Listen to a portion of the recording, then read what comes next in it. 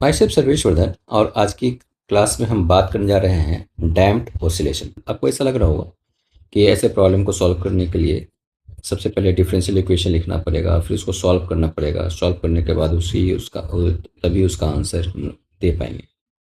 लेकिन ऐसा कुछ नहीं है। बहुत सारे जवाब सिंपल बेसिक काइनेमेटिक्स और work energy theorem, Newton's law लगा करके उसके पूरे मोशन को हम आसानी से डील कर सकते हैं। ठीक है, तो इसी पर बेस्ड हमने एक क्वेश्चन लिया है जो आपको मेन स्क्रीन पे दिख रहा होगा। इसमें कहा गया है कि ये वॉल है और ये हॉरिजॉन्टल सरफेस है, रफ है।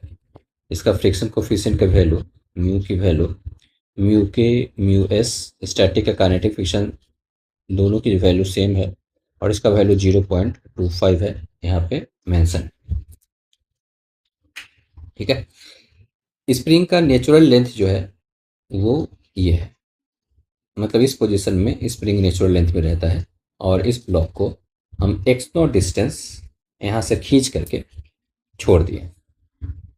एक्स नॉट की वैल्यू हमारा दिया हुआ है 0.1 मीटर।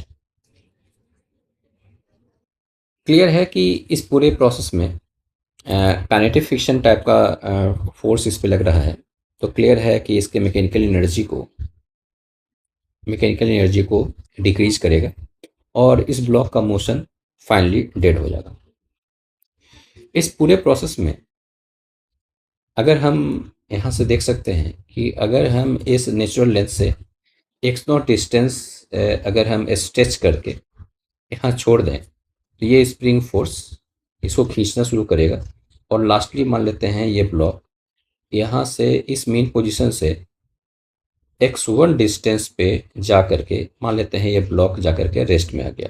मतलब v is equal to zero यहाँ, अब v इज इक्वल टू यहाँ फाइनल भी वेलोसिटी जीरो, और हम यहाँ से x1 की वैल्यू हम लोग यहाँ से फाइंड करना चाह रहे हैं कि वो ब्लॉक कहाँ पे जा करके रुकेगा। इसके लिए हम सबसे पहले एनर्जी कंजर्वेशन लगा रहे हैं इस पोजीशन से इस पोजीशन के बीच। मतलब यहाँ पे जब रहेगा तो स्प्रिंग में इलोंगेशन एक्स नॉट रहेगा और ये ब्लॉक जब यहाँ चल जाएगा तो स्प्रिंग में कंप्रेशन x1 आ जाएगा। तो यहाँ पर वेलोसिटी हमारा जीरो है और फाइनल वेलोसिटी भी हमारा जीरो है और यहाँ से यहाँ के बीच में हम एनर्जी कंजर्वेशन अप्लाई कर रहे हैं। तो ये हमारा इनिशियल सिचुएशन हो जाएगा, ये हमारा फाइनल सिचुएशन है। जब हम इसको एनर्जी कंजर्वेशन जब हम ए और बी के बीच में अप्लाई करते हैं तो इसके लिए एनर्जी कंजर्वेशन लिखेंगे delta U spring plus delta K is equal to work done kinetic friction. ठीक है, मतलब ये टोटल मैकेनिकल एनर्जी में चेंज है वो कौन लाएगा, तो सिर्फ फ्रिक्शन फोर्स, एक्सटर्नल फोर्स जो है हमारा वो फ्रिक्शन फोर्स है। फाइनल एनर्जी जो होगा यहाँ पर आप देख सकते हैं हाफ के x1 स्क्वायर एनर्जी है माइनस इनिशियल एनर्जी यहाँ पे होगा हाफ के एक्स नॉट स्क्वायर। शुरुआत और फाइनल पोजीशन पे वेलोसिटी जीरो है तो चेंज इन काइनेटिक एनर्जी का वैल्यू जीरो हो जाएगा। वर्क डन काइनेटिक फ्रिक्शन का फार्मूला होता है minus force of friction into distance table by block. तो डिस्टेंस टेबल बाय ब्लॉक जो होगा यहाँ से आप देख सकते हैं ये x1 एक्स नॉट चला और यहाँ से x1 चला, तो टोटल डिस्टेंस जो होगा x नॉट प्लस x1 होगा। इसको सिंप्लीफाई कीजिएगा तो हाफ के, ठीक है, x naught plus x1 into x naught minus x1 is equal to mu m g x naught plus x1 होगा। यहाँ से आप यहाँ से इसे कट कर सकते हैं और यहाँ से आएगा x naught minus x1 is equal to 2 mu m g बटा के। मैंने फर्स्ट हाफ साइकिल अगर कहें तो पहले एम्पलीट्यूड इतना था, बाद में ये एम्पलीट्यूड x1 हो गया। ठीक है, तो एम्पलीट्यूड का जो डिफरेंस है वो हमारा आ गया यहाँ से देखिएगा इतना। ठीक, ये रिलेशन हम, ऐसा नहीं है कि यहाँ मोशन ये डेड हो जाएगा उसके बाद क्या होगा, ये स्प्रिंग धकेलेगा, धकेलने के बाद ये मूव करेगा इधर राइट साइड में और फिर उस राइट साइड में जाकर के इस अनस्टेज पोजीशन से मान लेते हैं x2 डिस्टेंस पे जाकर के यहाँ रुक गया। तो हमें अगर b और c के बीच में एनर्जी कंजर्वेशन करें तो सेम एनर्जी कंजर्वेशन होगा और आंसर फिर वही आएगा x1 minus x2 is equal to आप यहाँ से 2 म्यू एम जी। ये जो हमारा अनस्टेज पोजीशन है यहाँ से फिर x2 तक जाएगा, फिर यहाँ से वापस चलेगा x3 तक आएगा, फिर x3 से x4 तक जाएगा और इस तरह से ये मोशन करता रहेगा और करने के बाद इसका एम्पलीट्यूड कंटिन्यूअसली डिक्रीज करेगा, क्योंकि काइनेटिक फ्रिक्शन उसकी मैकेनिकल एनर्जी को क्या कर रहा है, वो कम करता चल जा रहा है। ठीक है, और इसका एम्पलीट्यूड हमारा कंटिन्यूअसली घटेगा। लेकिन जो एम्पलीट्यूड का जो डिफरेंस होगा वो हमेशा, ये जो हमारा कैलकुलेशन आ रहा है 2μmg/k है, इसका मतलब amplitude decreases in each half cycle. प्रत्येक हाफ साइकिल, एक साइकिल कब करते हैं, जब जब यहाँ से चलना शुरू करे, यहाँ जाए, फिर वापस आकर के राइट साइड वाले एक्सट्रीम पे पहुंच जाए तो 1 साइकिल करेंगे। तो यहाँ से यहाँ तक जो होगा हाफ साइकिल होगा। और हाफ साइकिल में जो अनस्टेज पोजीशन से जो एक्सट्रीम पोजीशन का जो डिफरेंस होगा वो हमेशा जो है वो कांस्टेंट होगा। और इसकी वैल्यू हम लोगों ने कैलकुलेट किया है 2μmg/k।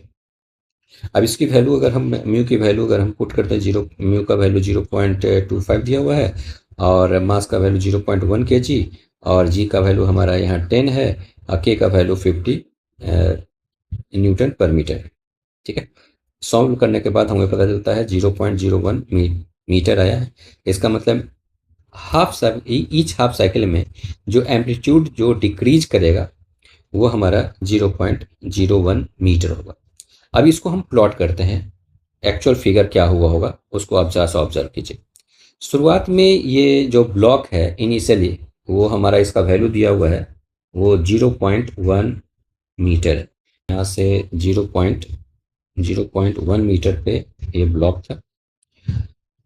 ये ब्लॉक यहाँ से चला, इस एक्सट्रीम पे पहुंचा, जिसकी वैल्यू कितनी होनी चाहिए, तो हमको पता है कि एम्पलीट्यूड जो है वो 0.01 से घट रहा है। तो 0.1 में से 0.01 अगर घटा देंगे, 0.1 में से 0.01 घटा देंगे तो हमारे पास 0.09 आएगा। फिर ये ब्लॉक मतलब ऐसे यहाँ से देखिए, यहाँ से ऐसे इस तरह से चलेगा, ऐसे यहाँ पहुँचेगा।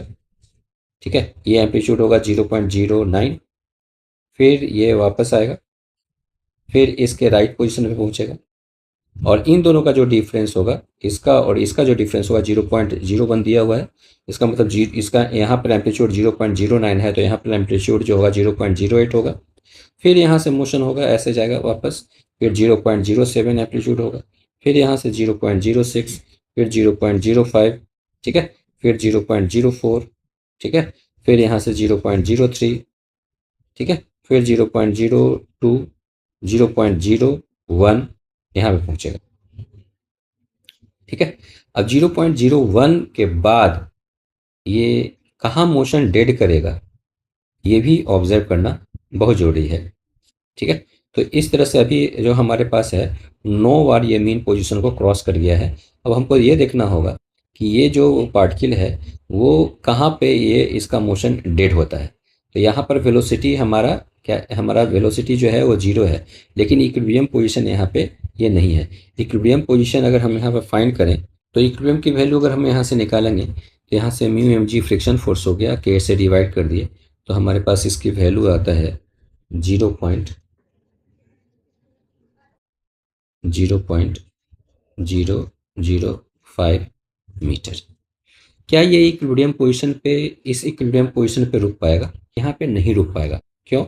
क्योंकि जब यहाँ से चलेगा तो कुछ काइनेटिक एनर्जी रहेगा, और ये हमारी इक्विलिब्रियम पोजीशन है, कभी भी मोशन वहाँ पे डेड नहीं होगा, वो कुछ वेलोसिटी होने की वजह से और आगे बढ़ेगा। अब ये कहाँ आगे बढ़ेगा? ठीक है, इसके लिए अगर हम एक बार और एनर्जी कंजर्वेशन करें तो आपको पता होगा, फिर आप एनर्जी कंजर्वेशन लिखिएगा तो फिर वैसा ही आएगा कि एम्पलीट्यूड का जो डिफरेंस होगा वो हमारा कितना होना चाहिए, कितना होना चाहिए, 0.01 होना चाहिए। इसका मतलब ये तो लेफ्ट एक्सट्रीम जो है हमारा वो 0.01 है, तो राइट एक्सट्रीम जो होना चाहिए वो 0 होना चाहिए। इसका मतलब ये मोशन जो है वो हमारा नेचुरल लेंथ ऑफ स्प्रिंग है, वहाँ पे मोशन इसका डेड हो जाएगा। ठीक है, मतलब हमेशा जो एम्पलीट्यूड होगा वो 0.01 से डिक्रीज करेगा। तो ये हमने कंटिन्यूअसली आप 0.01 से डिक्रीज करते जाइएगा, एम्पलीट्यूड हमारा घटते चलेगा। यहाँ जो आता है 0.01, इसके बाद जो राइट एक्सट्रीम मिलेगा वो 0.01 से घटेगा, तो ये फाइनली हमारा ये नेचुरल लेंथ ऑफ स्प्रिंग यहाँ पे जाकर के इसका मोशन डेड हो जाएगा। ठीक है, तो इस तरह से अगर हम देख रहे हैं कि जैसा कि क्वेश्चन में पूछ रहा है कि टोटल ये ब्लॉक जो है इस अनस्ट्रेच्ड पोजीशन को कंप्लीटली कितनी बार क्रॉस किया, ठीक है, बिफोर कमिंग टू रेस्ट, मतलब रेस्ट में आने से पहले ये इस पोजीशन को कितनी बार क्रॉस कर चुका है। सो आप यहाँ से काउंट कर सकते हैं, ये एक बार, दो, तीन, चार, पाँच, छ, सात, आठ, नौ, 9 बार ये कंप्लीट क्रॉस कर चुका है।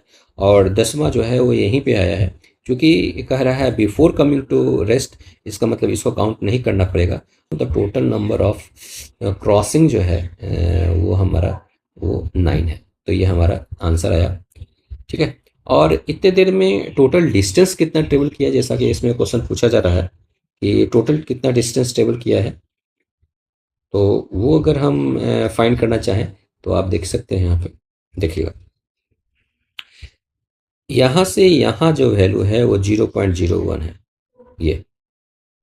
उसके बाद यहाँ से यहाँ जो है 0.09 है, और वापस भी 0.09 है। इसका मतलब 0.09 का दुगना डिस्टेंस ट्रेवल किया।